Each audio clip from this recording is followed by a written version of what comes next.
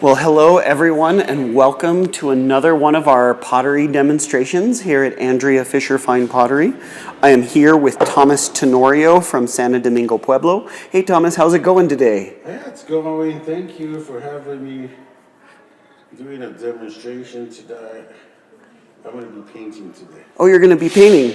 So how are things going at the Pueblo? Things busy? The spring season is on, growing is happening. Yeah, it's going. People are planting their crops, getting ready for summer festivities and all.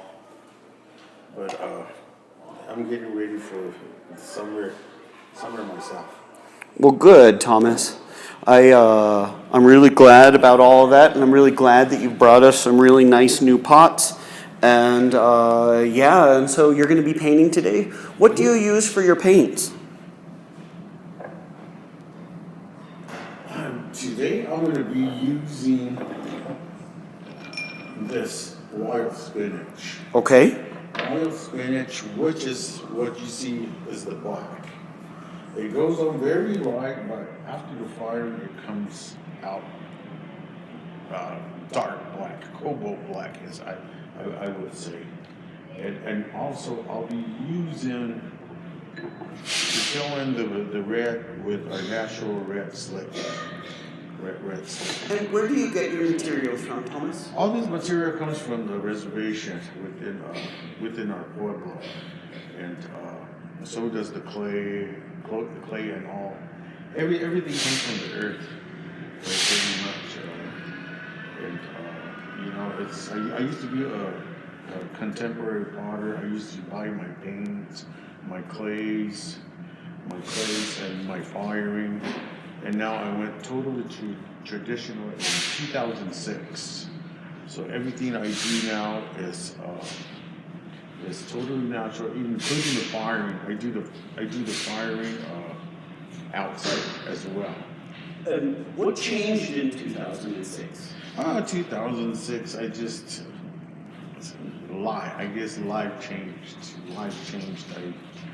I got myself together mentally, physically, but I'll be honest, just one of those changes that you make, bad habits I had to put to the side, and everything changed. I got into the Hindu market, the herd show, the Smithsonian show that year, and in 2006, like I said, I figured out the chemistry behind all the paints and stuff. So that was a blessing in 2006. 2006 was a good year. Yeah, so you have a piece that's in front of you that looks like a plate for everybody who's watching at home. And what have you done so far to the plate to get it to the state that you're in? Well, right now, the state where it's at is plates are very hard to make, especially during the drying stage. During the drying stage, it's just too wide open and it doesn't have any kind of thing that gets smaller to where it will dry evenly faster. With the wide opening, it's not going to dry faster because there'll be a little breeze or something coming in, so they crack a lot. So when a plate makes it this far, I'm happy. And also I do have the white slip, which is this. You have to put at least 12, maybe 15 coats to be on the safe side. If you don't put enough slip on there, the clay starts to kind of show back up. What's the word? Transparent? Yeah. It comes through. It comes through, yes. And some like this plate, I haven't done it in this way with the hummingbirds and with the little flower. So this morning before I came up here, I did a little sketching here and. And you do that in pencil? Yes, I do that in pencil, and I don't mark it up a lot because there's no way to erase the pencil marks. So you got to paint over it. Oh, okay. So you got to paint over it. But as you can see, this part I didn't put it pencil in because I know a certain design and I know what I'm gonna put in there. But with the two hummingbirds and the flower, I guess I want it to be a little more perfect today. Since I'm live. Since you're live to the world. Yeah. That brings up a really good question. Do Sure. you plan your pieces beforehand, or does the clay determine what you're doing, or do you have an idea of what you're doing, or do you just kind of go with it? It just kind of comes out of your head as it comes out of your head. You know, when I sit down to make some pots, I just get a bunch of bases, which is a base. I'm calling this a base. I just get them out and I start just, I just start making pots and they start shaping themselves out. It starts coming out the way it wants to. Sometimes it is not even a plan, not unless it's some like special order. But I know it's not going to be the same. But I try to change it to where it's close enough, like a piece of on a picture or something like that. I will try to get it as close as I can to it. And the brushes that you use? Oh, the brushes right now, since the pandemic, a lot of the paint brushes that I used to buy from, they kind of went out of business. So it's been really, really hard for me to go to art store or a clay store and buy some brushes. With this kind of the natural pigments, it tends to wear out the brushes a little quicker. And maybe I might have to go back to Yaka. It doesn't cost anything. Just your time and effort. Yeah, but I used to paint with the Yaka once in a while. Once in a while I would do it again. Yeah. And for those of you out there who don't know what yucca is, is the state flower or state plant of New Mexico. It is a cactus-like spiky thing that pokes you if you're out walking around, and it has long, skinny, thin leaves that are very, very brittle. But what you do is you cut the spiky leaf. You then use your teeth and kind of clean off all of the plant material that's there until what you're left with are strings that are on the inside. Strings like fiber strings. And then you trim it using a pair of scissors to the number of strings that you would like and the length that you would like.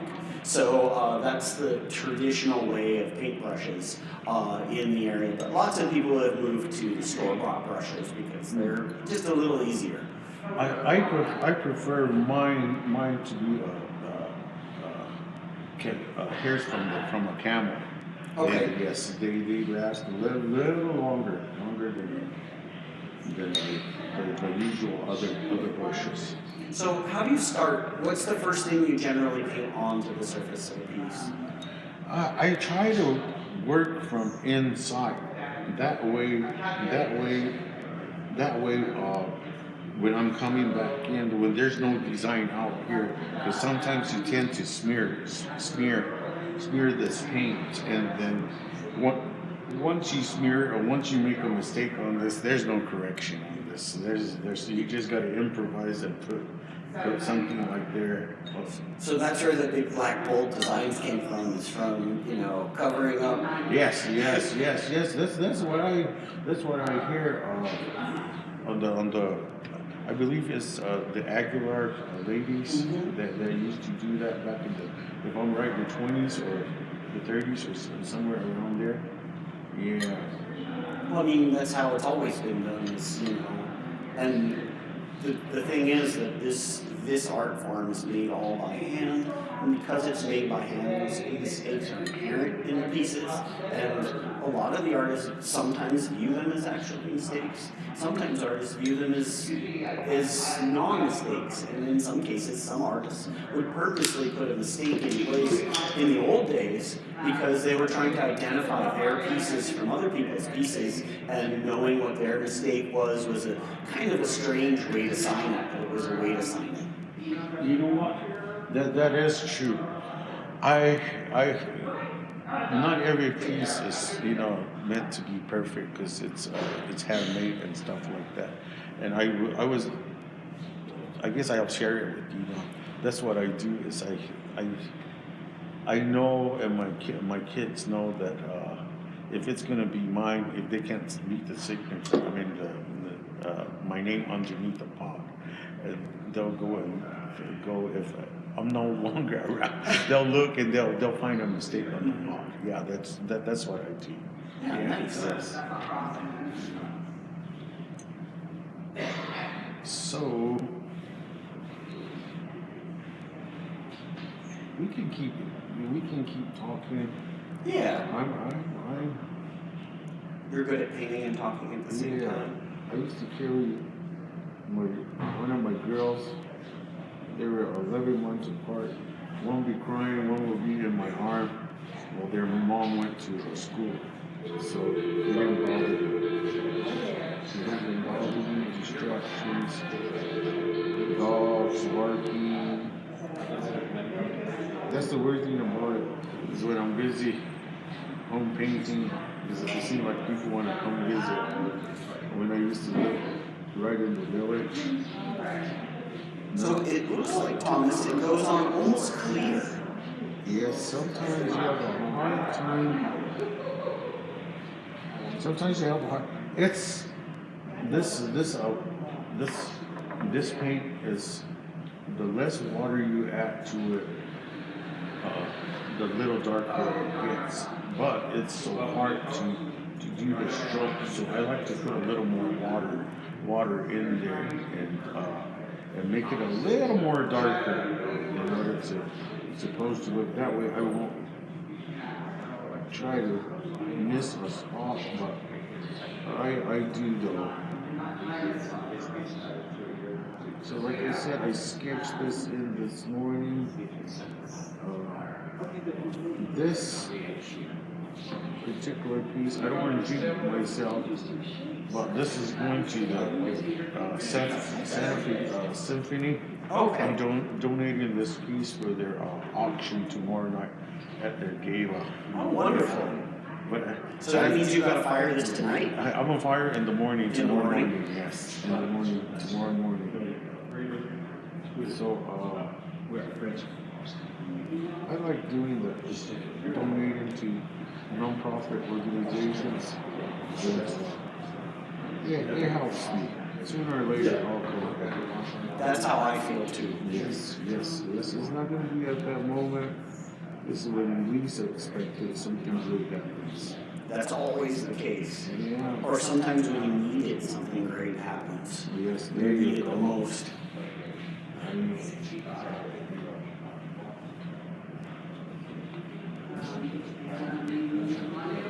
Anyways, this paint, you can never paint over this, not unless you have at least a couple of, or maybe 3 covering because this slip and the large spinach have to at least come together at one point.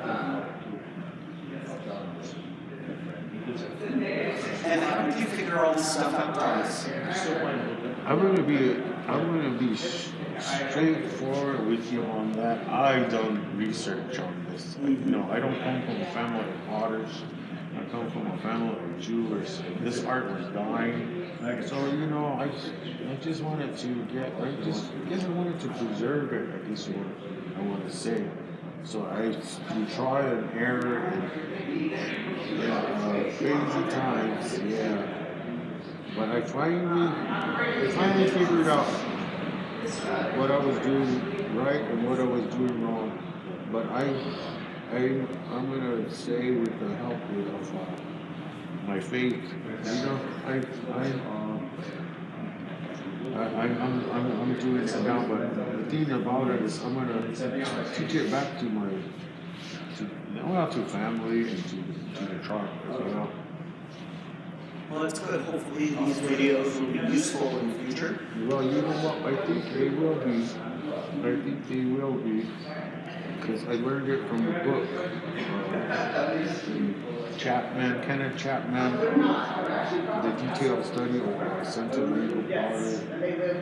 I mean, it doesn't tell you detail of what, it just gives you an idea. So a lot of experimenting went to this. A lot of cracked pots. Well, we're all crackpots around here, right? Oh, yeah. Is there something that you have that's a favorite to listen to or to watch or to have as background noise? You know what? I'm a history buff. I watch a lot of PBS. A lot of PBS? Yeah. They've got tons of it. So I watch on my tablet, on my phone. Yeah, so I like doing that. That's the main thing the kids need. Right now I'm listening to the Mayan civilization. Yeah, so I'm learning a lot. That's pretty interesting. Yeah, it is. Your brother's from a little further south. Yeah. Or king, I guess you would say. Yeah, this is the part I love to do. And I could sit there for hours and hours and just paint away. Okay, so if this is the part that you love to do, what is the part that you hate to do? I'm gonna be honest. I gotta be honest with you. The sanding, the pots aren't perfect, so you gotta sit up there and try to shape it out. But nowadays, when it's still damp enough, I scrape it off. That way, I won't do too much sanding. But the sanding part is that's what I don't enjoy. Other than that, everything's okay. You know that answer to sanding is a pretty common answer for potters. Pretty that right? Universally, that the least favorite thing to do is the sanding. Many because it's a dirty job, and the dust gets in your eyes and all over everything. Many because it's just difficult to do, or it's painstaking, or the house gets dirty. Yeah. Well, me myself, I have sinus issues. Yeah. So, but when I first started doing the traditional stuff again in 2006, I wasn't using a mask. Yeah. So my sinuses really got bad. So I had to get surgery. Yeah. So nowadays I wear a mask and I'm tender. We all learn, right? Oh yeah, that's one of the learning stages of this. You are welcome to get closer and to take a look. His works are kind of these big bold designs that are right here. And if you have any questions, just ask.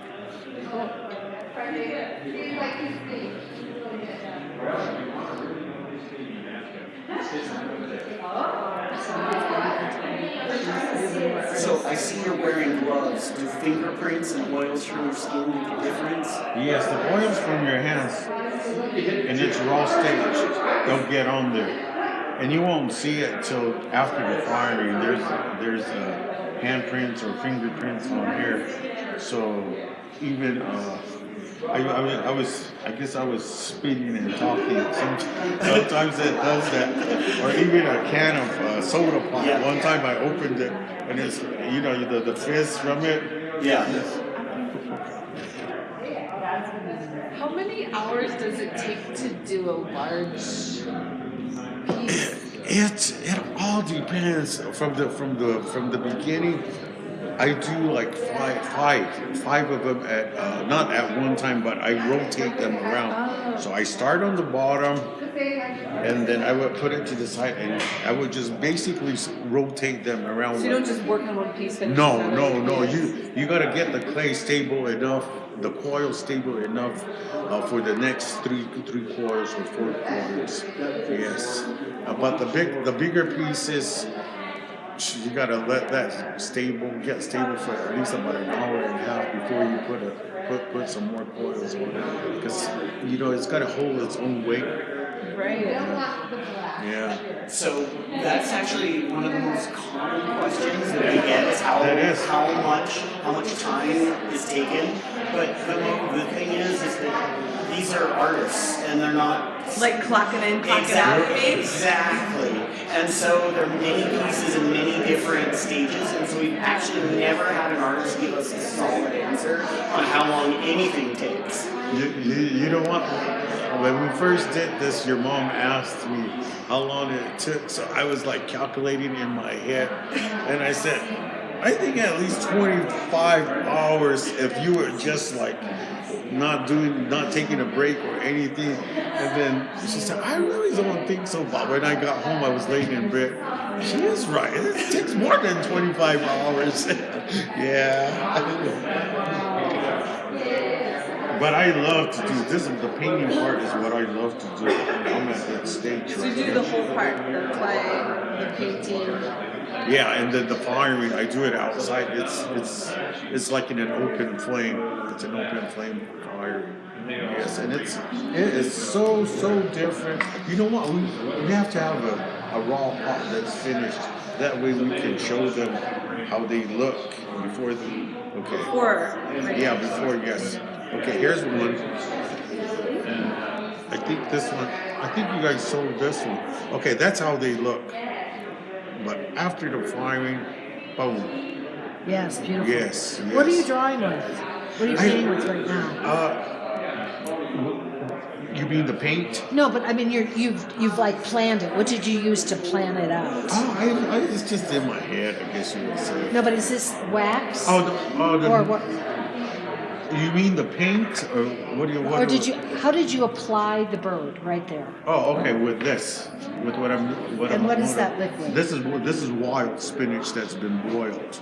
Water of spinach? Wild spinach. Wild Yeah, wild spinach that grows out in New Mexico. Awesome. And then you boil, and it caramelizes down to the bottom. So you let all the water evaporate and whatever's left on this, and this is what you get. So all you have to do is just take a little piece. Looks so cool. And then you add water back to it. So how many hours, if you had to guess, did it boil? Okay. Like days and days? We just answered that about a minute ago. Oh. It's okay. We don't actually first boiling the spinach. It takes a long time. It took me 6 hours just to get what I have. Got it. Here. Okay. Yes, okay. Okay. And a truckload, the bed of the truck. That's how much it took just to get. Yeah. Oh, that's Just so to interesting. Just to extract as many juices as I can, or get it caramelized. Yes. So what you're painting on there now, is that going to be a resist? Like you're holding that area of Well, the if white you clay? look at what the finished product is, which is right over here, Yeah. what the very thin color that he is painted on is going to turn this black color. Got it. Right. When got it. after it is fired. Okay. It's all good. Guys, don't worry about anything. Just by all means, Okay. have a look, ask questions. So the colorant, We are broadcasting this spinach, live, spinach. however, That we're not actually is very picky fired about on how it oxide? goes. So, Ask that question. We don't have a director or a producer. yeah, exactly. It's just me. He said that where he puts that, it will turn black. But it will turn black because it's a resist, isn't it? It will resist the... No, because it's liquid. Actually, the wild spinach has a lot of iron oxide in it, That's right? what it is, yeah, okay, that's the fired on. Anyways, and this mineral, they come together chemically wise at least at 900 degrees to turn it black. So that's what it is. Two reactions at 900 degrees. So so it is iron oxide, yeah.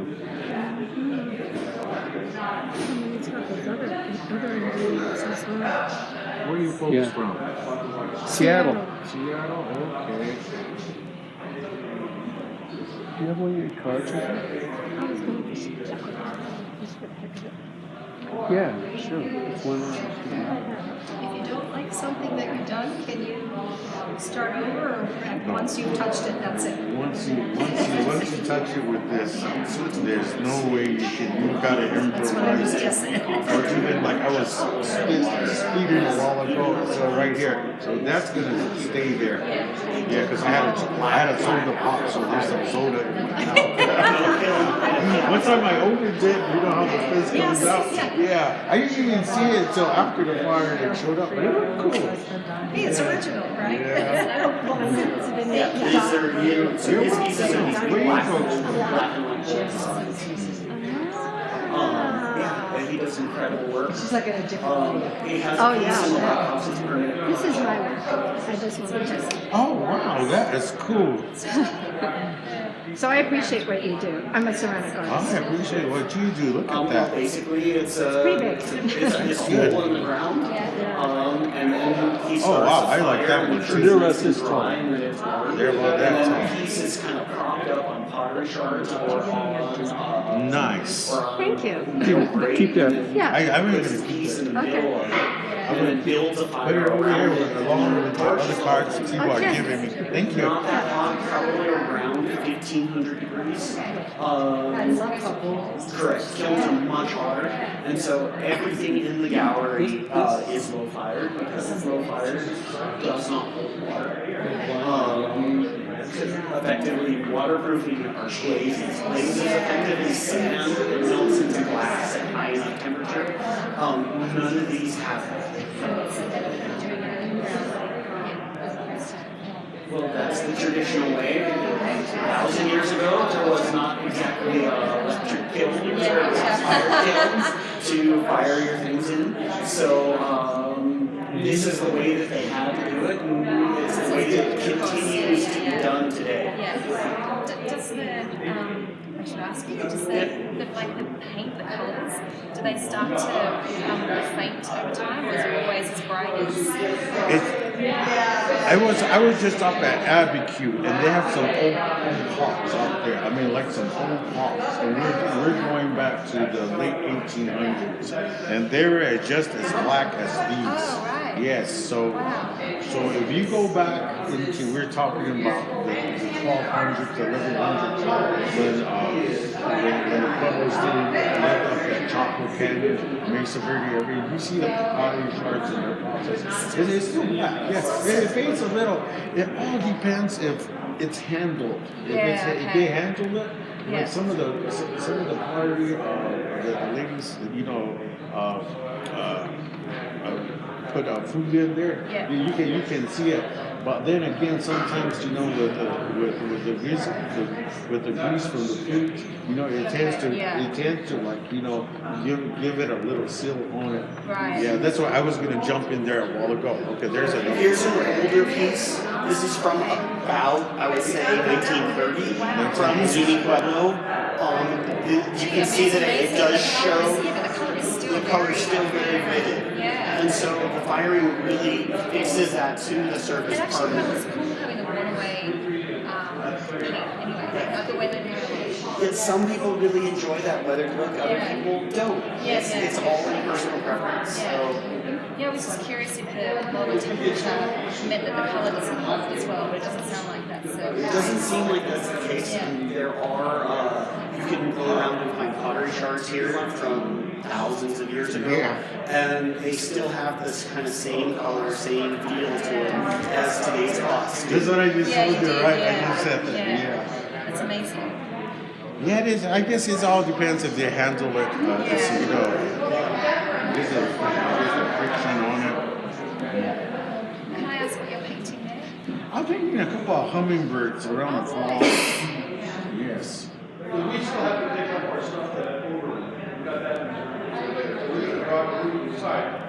heard a story about a hummingbird recently, and I'm trying to remember it, and I can't. It's not coming to me later. Oh, it's beautiful anyway. Your artwork is absolutely gorgeous, as you know. Where are you from? Australia. Australia? Yeah. I've got a friend of mine that just married an Australian. A friend who met an American, or Yeah, he's half native and half German. Okay. Yeah, and he used to work for our tribe. Uh-huh. Yes, and he went down. I think they were working together, but they just lived down the street. Oh, from right. here. Yeah. And she's Australian? And she I don't know if she's Australian, but I know her and her family lived there for a long time. Okay. Yes. Yeah, we've been- I think she's gonna be around. I'll ask her. Right. She's gonna be coming up later. Yeah. We've been living in the US for about 5.5 years, but we're about to go back to Australia. Oh, I see. Yeah. So this was my last chance to come to Santa Fe. Oh, how do you like Santa Fe? I'm loving it so far. I've always wanted to come here, and this is only like our first day. But it's really cool. It's a very special place, I think. Very interesting. Yeah. There's 19 pueblos, 19 tribes that live here in the state of New Mexico. Okay. You know, take a chance, and there's a map up there, and you'll see all the pueblos. And this gallery represents most of the Belgian tribes. A couple other tribes, right? Yeah, there's a few pueblos that don't have any potters left. Unfortunately, okay. like Sandia, John Montoya was the last potter from Sandia Okay. Pueblo, and he died, I'd say 2001, 2005, somewhere in that zone. Yeah. And so there are some areas that have completely lost their pottery tradition. Right. But there are also other areas here that do make pottery, like the Navajo Nation and the Hopi Pueblo, which is in Arizona. And the difference between a pueblo and a tribe is that the pueblos, when the Spaniards came here, they found Native Americans living in villages. And those natives that were living in villages were, they lived in their village and farmed the area. Those people made pots. Pots are heavy and they break. They're hard to transport. The tribes they move around. Because they move around, they don't make things like pots because they're heavy and they break and they're hard to move around. So they make other things like rugs and baskets and beadwork and other such things. And so, I mean, it happened with the Navajo Nation. They didn't make pots until our U.S. federal government forced them into a tract of land and said, this is now yours, and now they were no longer nomadic until they began to make pots out of necessity. And some of the pots had purpose a long time ago. There were dough bowls to mix and make dough in, but you add water and very quickly they dissolve. And so you would have to make another one. So since 1850 or so, traders, you could go to a trader and you could trade a handmade bowl for a metal one. And that metal one would last a whole heck of a lot longer. And so since about 1850 to now, these pieces have become purely decorative and made to trade. But they're still made in the same way that they were thousands of years ago, except for the fact that they are no longer functional. I mean, and you know, they did have purpose. I mean, the water jar was used to carry water, and Yakima people, which is about 2 hours from here, they lived up on a mesa, and they had a cistern that's in that mesa, and they would have to bring the water out somehow. The water will slowly and will relatively quickly dissolve the piece. But what happens is the water seeps out from the inside of the jar out. It evaporates on the outside, it's destroying the jar. But it cools the interior through evaporation, so it's a way to cool drink water. So even though it's not functional, it's still somewhat functional. I've been told I need to go, but lovely to meet you and to see you doing.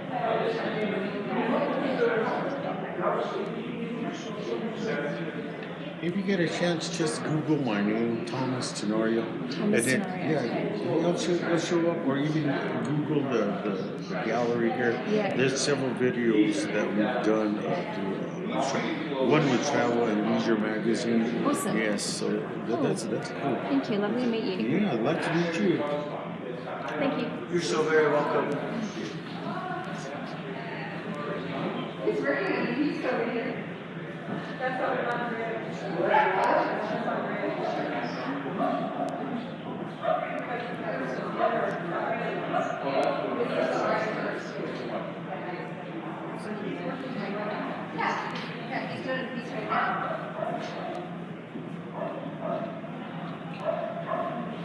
He could probably tell you a story about that piece you're looking at.